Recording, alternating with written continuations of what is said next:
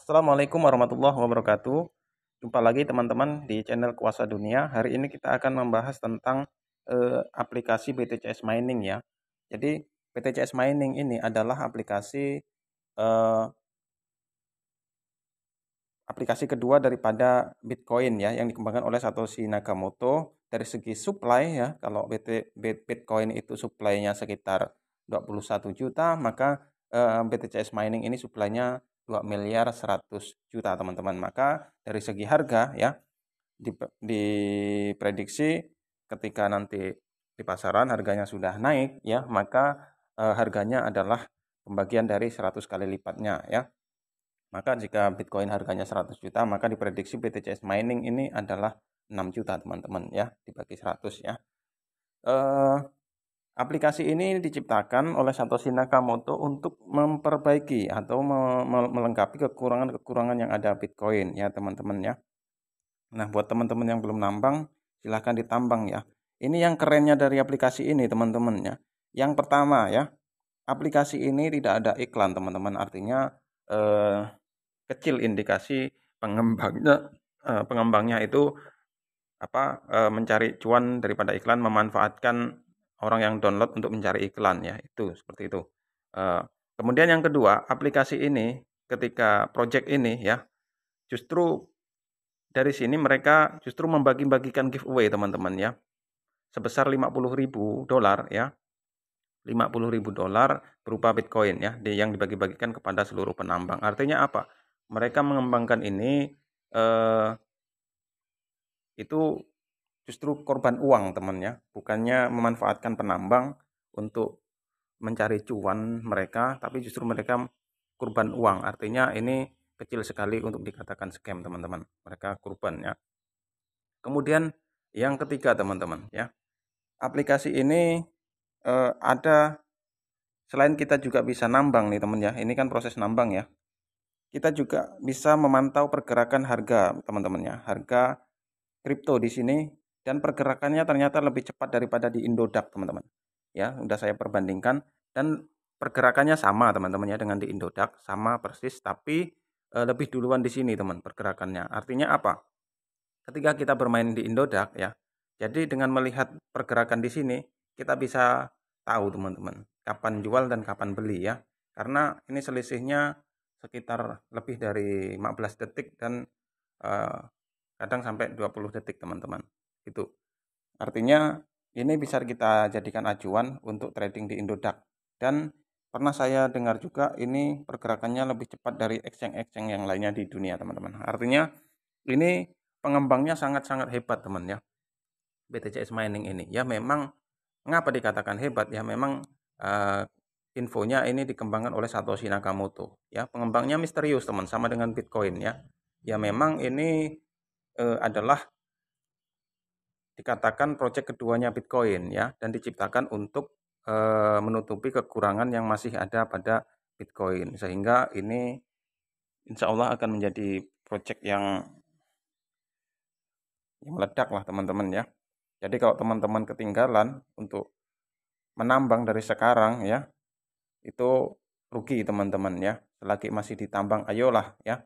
Ini saya saja baru dapat 1,6 ya dan saya baru eh, mulai beberapa hari dan karena ini peluang, alangkah baiknya kita sampaikan ke kawan-kawan agar kita bisa sukses bersama, agar kita bisa bersama-sama saling membantu berbagi info ya, sehingga eh, sukses itu tidak sendiri ya, seperti itu. Dan ini teman-teman ya, saya pernah membaca di Kaskus juga memang ini project ini memang meyakinkan teman-teman ya. Bahkan di situ diperbandingkan dengan PI Network ya.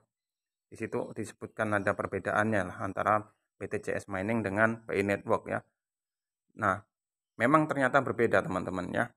Kalau ini kita beralih topik sebentar ya. Sambil teman-teman coba ini nanti ditambang ya. Di-download nanti saya bagikan di deskripsi ya. Nah, kita beralih ke ini ya. Agar teman-teman juga tetap menambang PI Network ya. Karena PI Network itu ternyata teman-teman dengan BTCS Mining ini beda tujuan teman-teman ya. Makanya ketika maaf ngomong seperti Koh Angga dan sebagainya itu menyamakan dengan Bitcoin dan sebagainya sebagai smart contract, itu salah teman-teman. Artinya ternyata PE Network itu dikembangkan lebih untuk transaksi teman-teman ya. Transaksi perdagangan antar benua ya, seperti itu. Lebih ke situ ya, membantu transaksi perdagangan antar lintas benua. Sedangkan BTCS Mining itu lebih kepada smart contract ya, untuk memperbaiki tatanan keuangan ya, sehingga dibentuklah tatanan keuangan yang terdesentralisasi itu yang BTCS Mining ya. Tapi kalau PE Network itu lebih kepada untuk membantu transaksi perdagangan antar lintas benua teman-teman. Nah, jelas beda tujuannya. Jadi PE Network terus ditambang teman ya. Nah, kemarin yang menyamakan PE Network dengan Bitcoin ya jelas beda ya, salah tafsir seperti itu. Sekarang gini teman-teman. Oke, kalau dikatakan BTCS dijadikan sebagai alat tukar, itu nggak bisa teman-teman ya. Kripto-kripto ini jadikan alat tukar nggak bisa. Kenapa? Karena harganya naik turun teman ya, naik turun. Kadang kayak Bitcoin ini kadang 600 juta ya kan, kadang turun 400 juta ya. Sehingga ketika dijadikan alat untuk transaksi ya, aset untuk transaksi itu nggak bisa, ada ukurannya nggak pasti teman-teman ya. Hari ini kita beli motor dengan harga misalnya 0,5 Bitcoin misalnya kan. Tiba-tiba itu dengan takaran harga misalnya 1 Bitcoin 400 juta. Tiba-tiba besok berubah 600 juta, ya kan? Masa besok harus beli motor dengan tambahan Bitcoin lagi. Besoknya berubah lagi, kan nggak bisa. Karena harganya kripto ini naik turun, maka tidak bisa dijadikan untuk aset. Ya, aset yang digunakan untuk transaksi itu nggak bisa. Tapi kalau eh, Pay Network ya, maka Pay Network diharapkan punya kestabilan harga teman-teman ya. Maka komunitas itu memprediksi atau membuat konsensus harganya ada yang $1.000, ada yang $314 ya. Nanti tinggal yang mana yang diakui, yang di apa, yang disetujui ya, menjadi kesepakatan bersama sehingga diharapkan harganya itu stabil teman-teman ya. Tidak mudah down, tidak mudah naik ya. Dan dari situ maka PI Network bisa dijadikan untuk aset ya, mempunyai acuan untuk nilai transaksi yang pasti ya, sehingga harganya tidak berubah-berubah, dan ketika tidak berubah-berubah maka bisa kita jual beli barang dengan membayarnya dengan Pi, seperti itu teman-teman. Nah, karena harganya stabil ya, jadi ukurannya stabil seperti itu. Ibarat gini teman-teman ya, misalnya kita beli motor ya, kalau pakai harga yang stabil kan enak ya.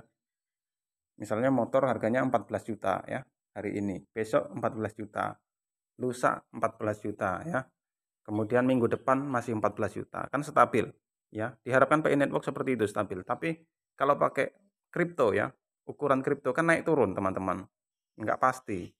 Jadi hari ini harganya 14 juta beli motor, kemudian besoknya 17 juta, lusanya 25 juta. Kan nggak bisa dijadikan sebagai alat transaksi ya, aset untuk transaksi. Jadi nggak bisa. Artinya Pay Network dan kripto ini jelas beda tujuan ya teman-teman ya. Seperti itu. Kesimpulannya PI Network itu untuk membantu transaksi perdagangan antar lintas benua ya.